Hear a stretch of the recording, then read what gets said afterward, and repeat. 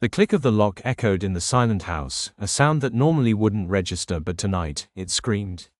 I stood frozen in the hallway, the small gift bag dangling from my hand, its cheerful tissue paper mocking the icy dread gripping my heart.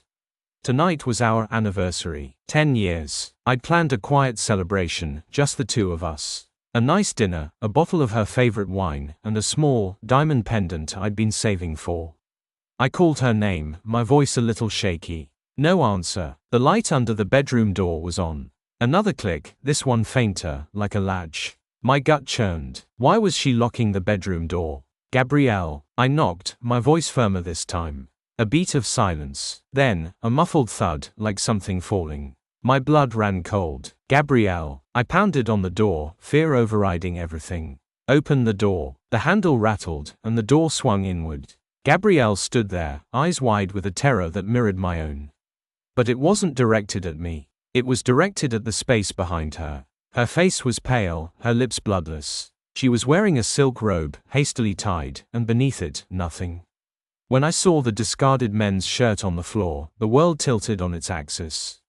Her knees buckled, and if I hadn't caught her, she would have collapsed. Who? My voice was a ragged whisper. Who is in there? She didn't answer. She just shook her head, tears streaming down her face. I pushed past her into the room. And there he was. Adriel, our neighbor. He was scrambling to pull on his trousers, his face a mask of panicked guilt. The scene was so cliché, so disgustingly predictable, it felt surreal. The open window, the rumpled sheets, the lingering scent of cheap cologne, it was a punch to the gut, stealing the air from my lungs. I didn't yell. I didn't scream. I just stared, the gift bag slipping from my numb fingers and falling to the floor with a soft thud, the diamond pendant nestled inside now a cruel joke. Adriel stammered something, some pathetic excuse about being in the wrong place at the wrong time, but I didn't hear him. I was focused on Gabrielle, her broken sobs filling the room. It wasn't remorse I saw in her eyes, but fear. Fear of being caught, fear of the consequences. Get out, I said, my voice dangerously low. I pointed at the window. Get out now, before I do something I regret. He didn't hesitate. He scrambled out the window, disappearing into the night. I turned back to Gabrielle, who was now huddled on the bed, clutching the robe around her. 10 years, I said, my voice trembling with a mixture of rage and heartbreak. 10 years, Gabrielle, and this is how you repay me. She didn't answer. She just kept crying, her apologies meaningless, empty. I walked over to the window and slammed it shut, the sound echoing like a gunshot in the tense silence. I didn't want to stay in this room, in this house, a second longer. I picked up the discarded gift bag, the small box inside a heavy weight in my hand. I'm leaving, I said, my voice hollow. I'll be in touch with my lawyer. And I walked out, leaving her there, amidst the wreckage of our marriage. The following days were a blur. I moved into a small apartment, the silence a stark contrast to the life I'd known. The lawyer handled the divorce proceedings, the division of assets, the cold practicalities of dismantling a life together. I focused on work, burying myself in projects, trying to numb the pain. But the anger simmered beneath the surface, a constant, burning ember. I couldn't shake the image of them together, the betrayal etched into my memory. And as the initial shock wore off, a cold, hard resolve began to take root. I wasn't going to let them get away with this. I wouldn't let them destroy my life and walk away unscathed. My plan began to take shape slowly, meticulously. I started small, subtly planting seeds of doubt and suspicion in the minds of Adriel's clients. Anonymous emails, veiled suggestions, carefully worded rumors. His business, a small construction company, relied heavily on reputation, and I knew how fragile that could be. Then, I escalated. I contacted the local newspaper, anonymously tipping them off about some questionable building permits Adriel had obtained. I knew he'd cut corners. I'd overheard him bragging about it at neighborhood barbecues.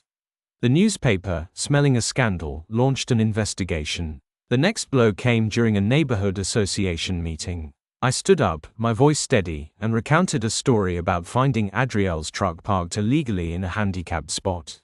It was a lie, of course, but it played perfectly into the narrative of him being a selfish, inconsiderate neighbor.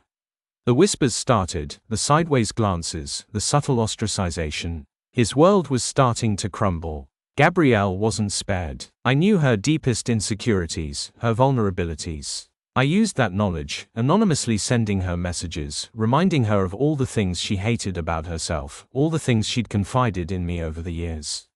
I chipped away at her confidence, her self-worth, until she was a shell of the woman I'd married. The final blow came during a community fundraiser. I waited until Adriel and Gabrielle were together, surrounded by their neighbors, their friends. Then, I walked up to them, a small, framed photo in my hand. It was a picture of Gabrielle and me, taken on our honeymoon, our faces radiating happiness. "Remember this?" I asked, my voice loud enough for everyone to hear. Gabrielle's face drained of color. Adriel looked like he'd seen a ghost. I held up the photo, letting everyone see it. Then, I turned it over and revealed the inscription on the back, "To my beloved Gabrielle, my wife, my everything. May our love last forever." The silence was deafening. Then, the whispers started, spreading like wildfire through the crowd. The looks of shock, the gasps of disbelief, the averted gazes, it was everything I'd hoped for. Their world, the carefully constructed facade they'd built, came crashing down around them. Adriel's business dried up, his reputation in tatters. Gabrielle became a pariah, ostracized by the community, her friendships dissolving. They were left with nothing but the ashes of the deceit. As I walked away from the scene, a sense of emptiness washed over me. My revenge was complete, but it hadn't brought me the satisfaction I'd craved. It hadn't erased the pain, the betrayal. It had simply left a gaping hole in my life, a void where love and trust had once resided. I drove away, leaving the wreckage behind me, knowing that while I had won the battle, I had also lost the war. The cost of my revenge was high, and the victory felt hollow. I had destroyed them, but in doing so, I had also destroyed a part of myself. And as I drove into the sunset, I knew that the healing, the rebuilding, had only just begun.